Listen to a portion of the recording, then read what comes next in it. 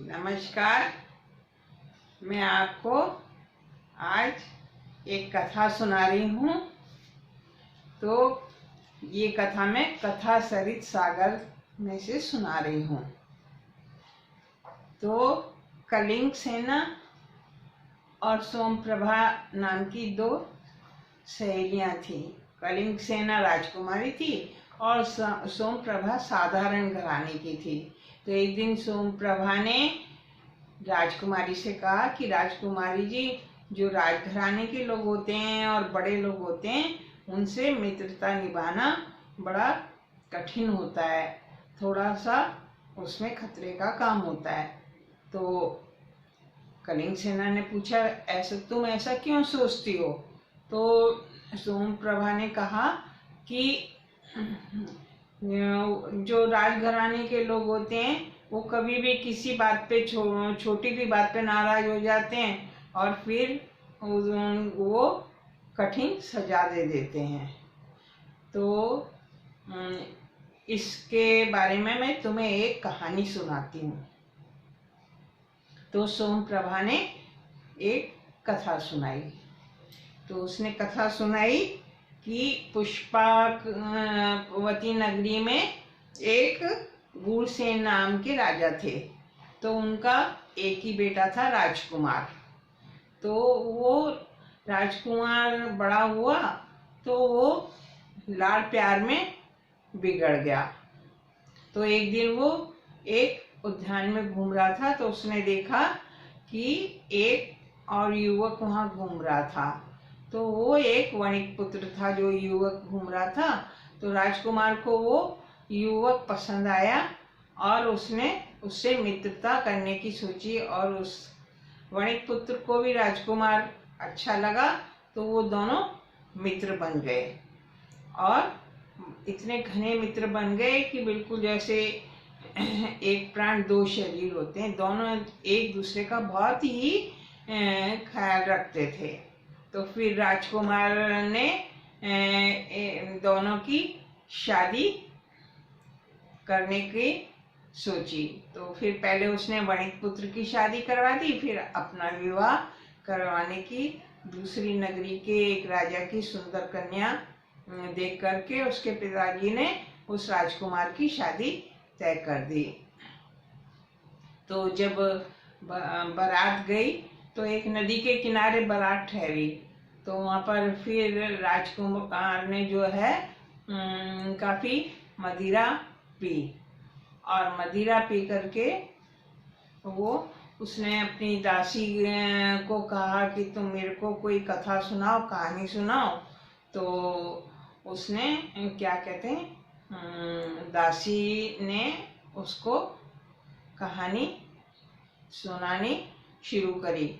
जब वो कहानी सुना रही थी तो राजकुमार नशे में तो वैसे ही था और वो सो गया और उसने कहानी पूरी नहीं सुनी, अधूरी कहानी रह गई। और ये जो दत्त था ये और दासी जगे रहे। फिर थोड़ी देर में जो दासी थी वो भी सो गई।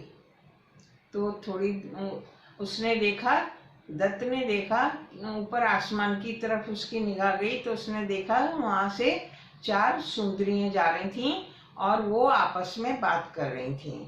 तो फिर एक सुंदरी ने देवी ने कहा कि हम कहानियों की देवी हैं और मुझे बहुत क्रोध आ रहा है कि ये जो राजकुमार है ये आधी कहानी सुने बिना ही सो गया है, इसलिए मैं इससे बहुत क्रोधित हूँ। और ये जब सुबह उठेगा तो ये जब बाहर निकलेगा तो इसको एक माला दिखाई देगी और ये वो माला इसको बहुत पसंद आएगी और जैसे ही ये उसको पहनने की कोशिश करेगा वैसे ही इसकी मृत्यु हो जाएगी। फिर दूसरी देवी ने कहा कि अगर ये उससे भी बच गया तो फिर ये आगे चलेगा और आगे चल के इसको एक आम का पेड़ दिखाई देगा और वो उसमें बहुत अच्छे आम लगे होंगे, इसे भूख भी लगी होगी और जब ये खाने की कोशिश करेगा तो ये इसकी मृत्यु हो जाएगी। तो फिर तीसरी देवी ने कहा अगर ये फिर भी उससे बच गया, तो क्या कहते हैं, फिर ये जब आगे चलेगा और क्या कहते हैं, जब ये उसमें विवाह के लिए महल में प्रवेश कर रहा होगा तो वो दीवार गिर जाएगी और उस दीवार में गिर करके इस राजकुमार की मृत्यु हो जाएगी।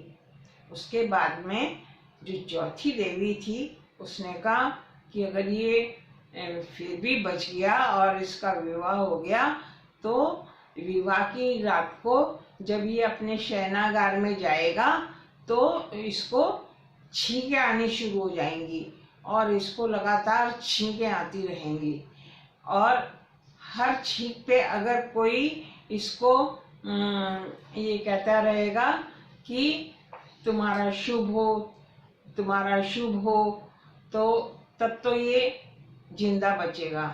और अगर ऐसा किसी ने नहीं कहा तो इसको छींकें आती रहेंगी और ये फिर मर जाएगा।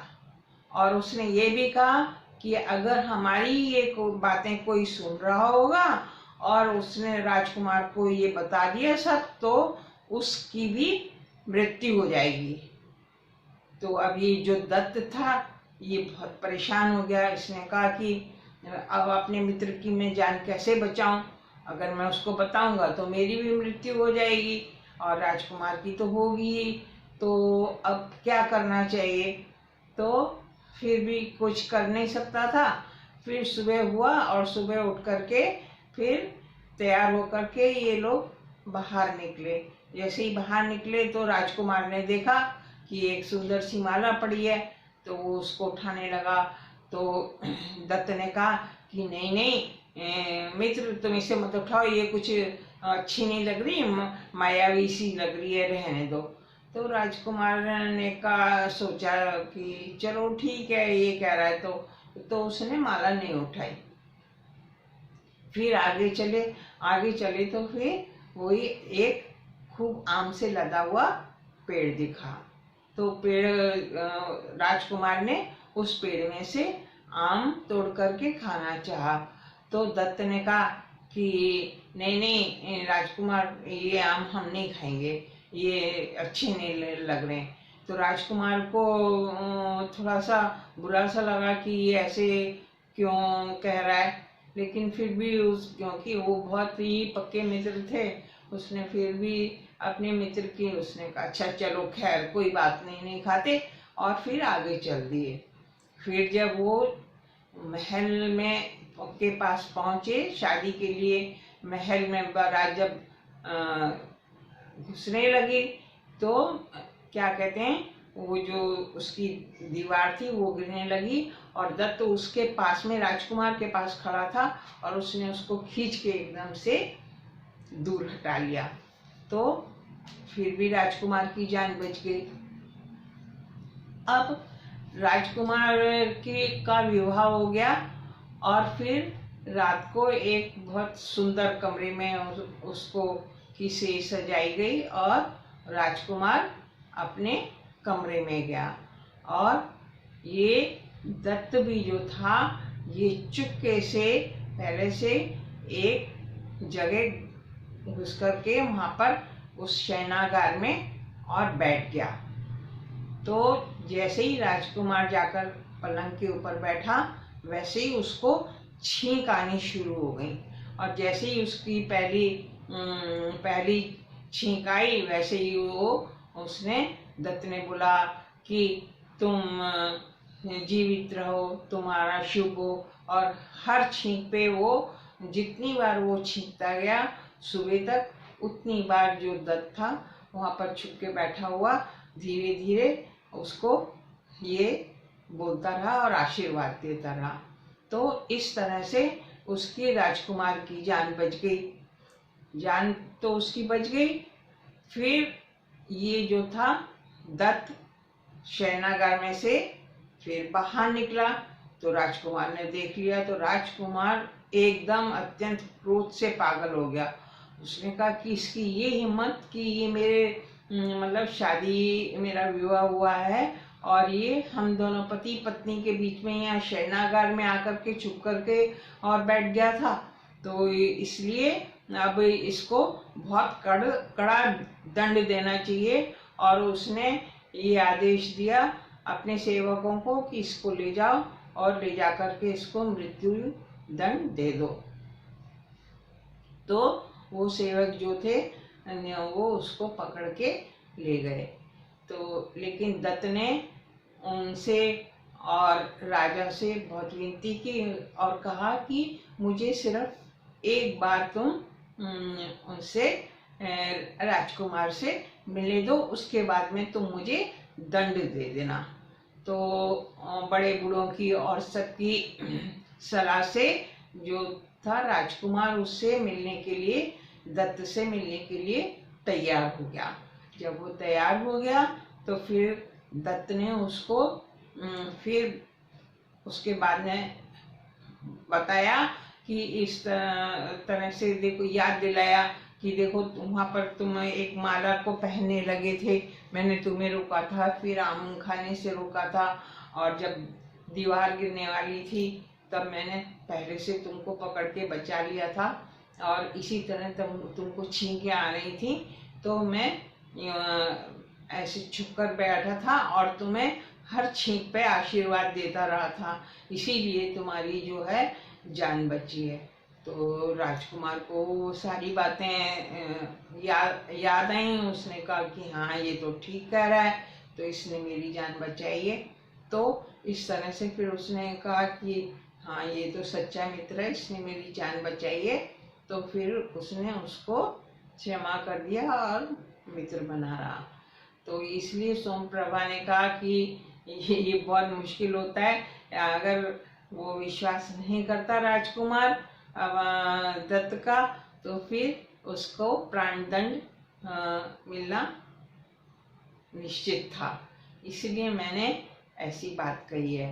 तो फिर कलिंग सेना ने कहा कि नहीं, हमेशा ऐसा नहीं होता, बहुत से मित्र ऐसे होते हैं कि वो अच्छी से मित्रता निभाते हैं, और मैं उन सहेलियों में से नहीं हूँ कि जो मैं इस प्रकार का व्यवहार करूँगी।